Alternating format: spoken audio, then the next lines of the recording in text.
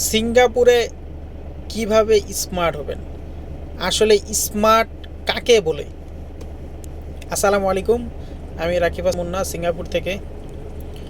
তো সিঙ্গাপুরে অনেকজন আসে, আসার পরে নিজেরে স্মার্ট বানানোর জন্য সে হাফ প্যান্ট পরা শুরু করে দেয়, চুলের সেই রকম একটা কাটিং দেয়, কালারিং করে, তারপরে চলাফেরা একজন বিধর্মী সিঙ্গাপুরিয়ানের মতন করে, তারপরে অ্যালকোহল পান করা শুরু করে দেয়, বিড়ি সিগারেট যা আছে সব শেষ করে নেয়।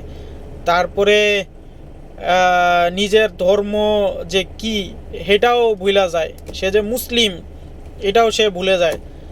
তারপরে কি করে, মোটামুটি অনেক আছে যেগুলো ওই যে গার্লফ্রেন্ডের পিছনে ঘোরাঘুরি শুরু করে দেয়, বিধর্মী গার্লফ্রেন্ড। তারপরে নিজের যে একটা অস্তিত্ব আছে এই অস্তিত্বটা পর্যন্ত বিলীন করে দেয়।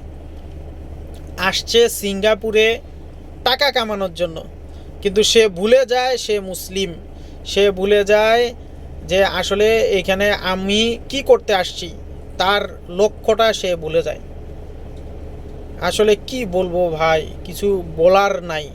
আমরা মানে এক কালচার থেকে আসছি, আমরা বাঙালি এক কালচার, আমরা মুসলিম এক কালচার, এক কালচার থেকে আরেক কালচারে আসে আমরা নিজের অস্তিত্বটা পর্যন্ত ভুলে যাই।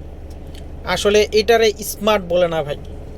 স্মার্ট হলো আপনার কর্মের কারণে আপনি কতটা স্মার্ট হলেন। আমারে দেখেন, আমি অল্প বয়সে আমার দাড়ি পাকে গেছে, আমি কালার করি নাই, আমার চুল, আমার চলাফেরা, আমি একবারে টোটালি আনস্মার্ট লোক।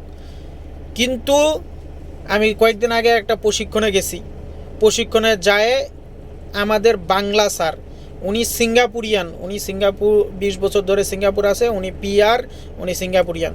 যখন আমার কাছে শুনছে যে আমি এই অল্প সময়ে এই এই জিনিসগুলো করছি, ওনার মুখ থেকে খালি একটা কথা আসছে, রাকিব তুমি স্মার্ট, তুমি একদম সেই লেভেলের স্মার্ট ছেলে।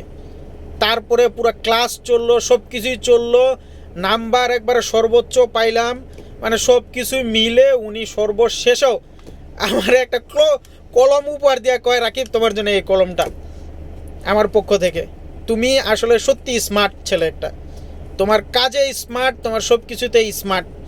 এটাকে ভাই স্মার্ট বলে। আপনি চেহারার পরিবর্তন করলেন, আপনার চুলের কাটিং পরিবর্তন করলেন, এটা করলেন সেটা করলেন, আপনারা স্মার্ট কয়? কিন্তু আপনার কাজ কর্ম এটাকে আপনারা স্মার্ট বানাবে।